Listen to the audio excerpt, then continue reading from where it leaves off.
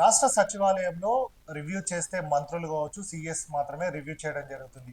కానీ ఓడిపోయిన ఎమ్మెల్యే అక్కడ రివ్యూ చేయడం పట్ల కూడా సచివాలయంలోని అధికారులు కావచ్చు, ఉద్యోగులందరూ కూడా ముక్కున వేలేసుకోవడం జరుగుతుంది. ఇది ఎక్కడ అనుకుంటారా?